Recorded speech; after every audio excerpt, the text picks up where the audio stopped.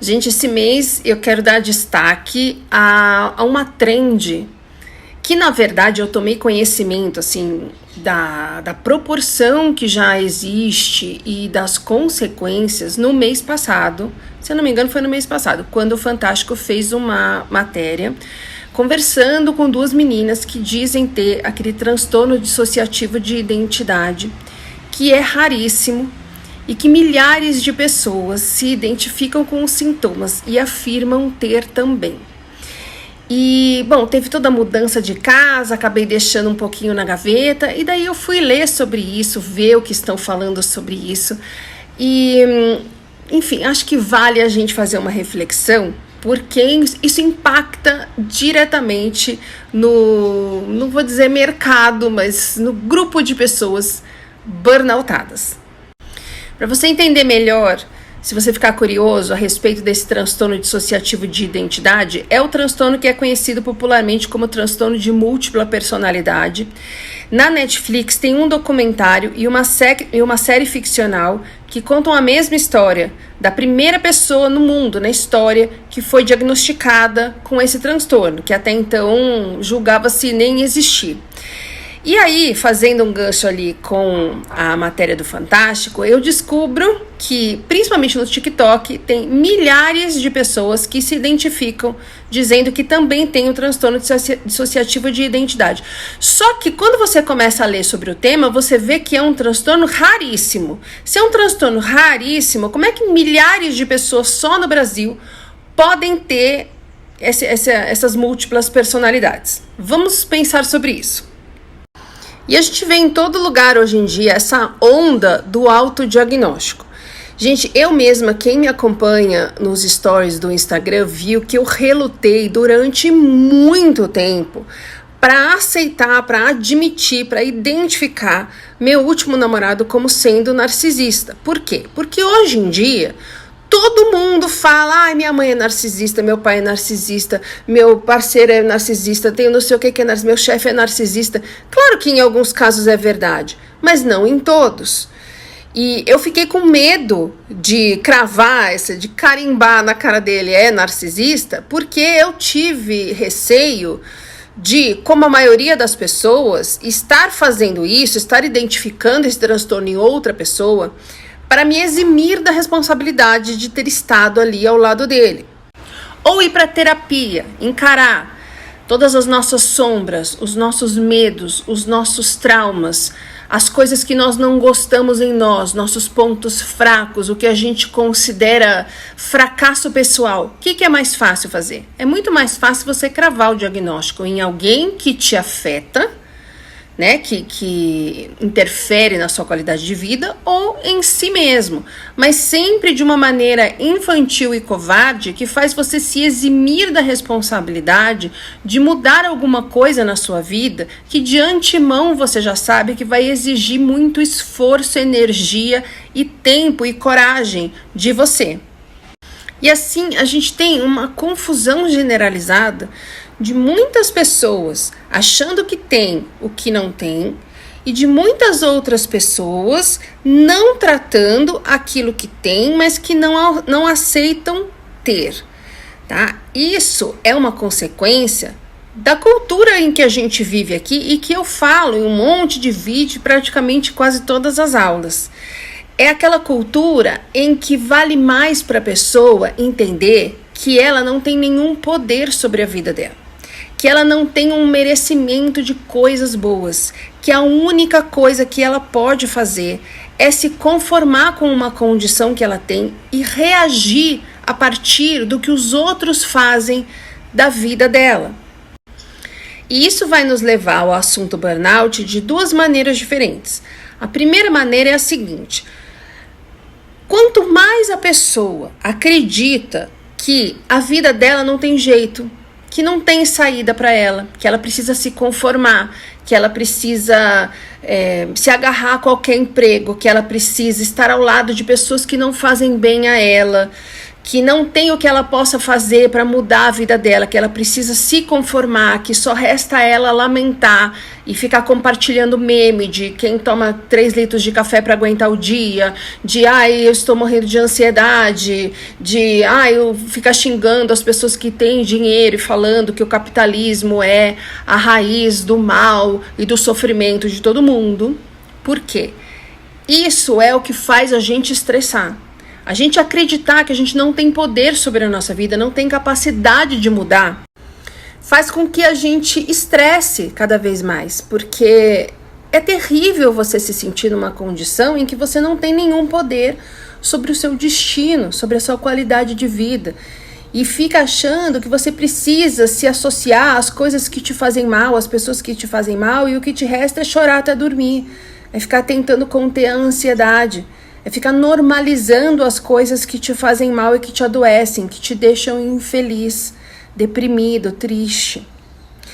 E a segunda forma que o assunto burnout entra aqui é justamente no autodiagnóstico de muita gente que não tem síndrome de burnout, mas que quer ter, ou seja, que quer se associar a isso porque tem um entendimento errado do que significa ter síndrome de burnout. Ou seja, a pessoa acredita que ter burnout significa colocar a culpa de todo o sofrimento que ela está tendo na parte profissional dela, seja na maneira como ela trabalha, no tanto que ela trabalha, na sobrecarga que ela tem, na desmotivação por não gostar do que faz, num chefe que seja tóxico, qualquer coisa. Ela acredita que se ela tiver síndrome de burnout, ela pode colocar a culpa do que a faz sofrer nos outros, na empresa, no capitalismo, no sistema de trabalho, no governo, no chefe, no RH, nos colegas, no sistema trabalho. É um entendimento errado do que é burnout. Então a pessoa começa a se autodiagnosticar com burnout porque para ela isso justifica tudo o que ela está passando. Não é culpa dela, gente. É da empresa, é do sistema de trabalho, é do capitalismo. E é muito fácil a gente acreditar nisso. O Brasil é o país mais ansioso do mundo. É o 5º país mais deprimido do mundo. E uma das consequências, obviamente, é a desigualdade, a insegurança financeira. Mas aí as pessoas falam assim, então, se justifica, porque é um país desigual, é um país onde as pessoas não têm segurança financeira, é um país onde tem muita gente que está se ferrando e que não tem saída e etc, etc. E isso é estressante.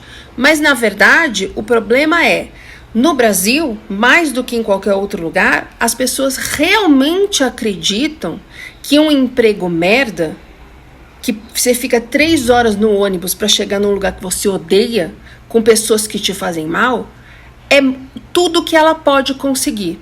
É tudo o que ela merece da vida. E aí ela precisa se conformar. Ela lamenta, compartilha meme e continua doente.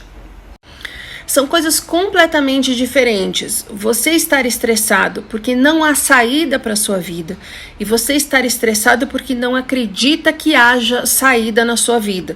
Porque todo mundo à sua volta, todo mundo que veio antes de você na sua família, repete nos memes compartilhados e na bolha da sua rede social que não tem saída para quem é pobre, para quem não tem dinheiro, etc, etc, etc. Gente, o estresse é o mesmo, mas o negócio é o seguinte, na hora em que você acredita que não tem o que você possa fazer, você está condenado a ficar doente para sempre, porque não tem o que você possa fazer, como é que você vai fazer para resolver? E isso faz com que as pessoas acreditem que se ela se autodiagnosticar com burnout, ela pode ficar nesse lugar do conformismo. Não tem o que eu possa fazer, gente. Eu não consigo trabalhar mais do que isso, a minha vida é uma droga, estou muito infeliz, estou doente, não há saída para mim, não tenho como me tratar. Já a pessoa que entende que as coisas não estão bem, que as coisas precisam mudar, mas ela não tem a menor ideia de como ela pode fazer para mudar, porque todo mundo que ela conhece, todo mundo que está à volta dela faz da mesma forma que ela. Ela está achando que ela que está fazendo errado, mas ela procura a ajuda correta, ela vai se informar, ela procura ter um diagnóstico correto e um tratamento correto. Essa pessoa vai mudar a vida dela. Então tem muita gente que se autodiagnostica com burnout para justificar que não tem o que ela possa fazer. E muitas pessoas que têm burnout que falam, peraí, eu vou achar o que eu possa fazer. Aí ela vai para terapia, ela encara as suas sombras, os seus medos, os seus traumas, tudo o que a gente em princípio não quer tomar contato, que a gente coloca debaixo do tapete, no fundo da gaveta, com a intenção de nunca mais remexer ali. E como eu sempre falo aqui, a gente tem um problema de as pessoas que podem diagnosticar quem tem ou não burnout tem um conhecimento ainda muito pífio do que é o burnout.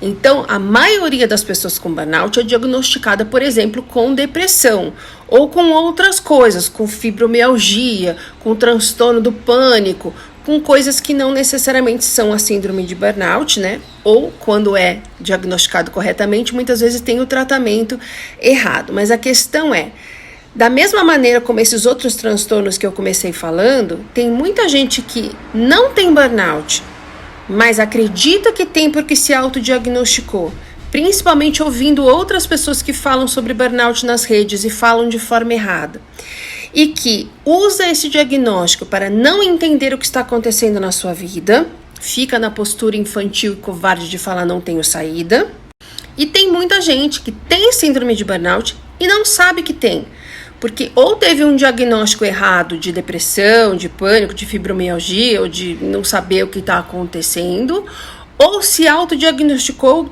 como tendo uma outra coisa. Tem muita gente com burnout que se autodiagnostica com bipolaridade e vice-versa, por exemplo. Tem até médicos que confundem esses dois diagnósticos. Ou confunde-se depressão com burnout, muitas vezes, no autodiagnóstico ou no diagnóstico oficial. Então, tem muita gente que não tem burnout, mas fala que tem e fica passivamente assistindo a vida acontecer. Muita gente que tem burnout não sabe que tem. E aí não tem um tratamento correto e não entende por que está se esforçando e as coisas não mudam. E muita gente que tem burnout, tem o diagnóstico certo e o tratamento errado. E da mesma forma fica sem entender por que as coisas não estão mudando. Então assim, sua vida tá ruim? Você acha que as coisas não estão mudando, que não tem possibilidade de mudar? Dá uma olhada para as certezas e conclusões que você tirou a respeito do que acontece com você, a partir de conteúdos de rede social, a partir de profissionais da área de saúde com quem você não se sentiu à vontade, que você não confiou. Vai atrás da informação, pesquisa, pede uma segunda opinião, tenta entender se o que você sente tem a ver com o que as pessoas com o que você acha que tem relatam ter. Sabe, procura entender como é a melhor forma de você se tratar, a melhor ajuda de você obter. Porque assim, acreditar que não tem jeito e falar, não, é isso, eu não tenho o que fazer, é você escolher continuar doente, seja essa doença o que for.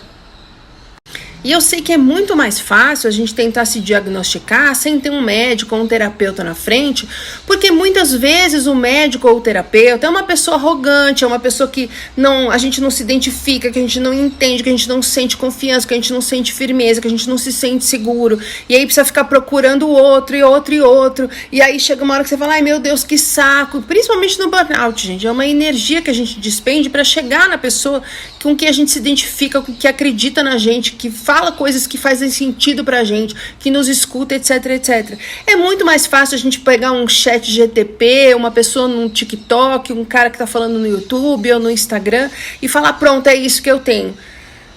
Mas assim, vai pelo caminho que não é fácil, porque não existe solução simples para problemas complexos. E se a sua vida está sendo afetada, o problema é complexo. E quanto mais você acreditar que é isso que você merece, mais doente você vai ficar.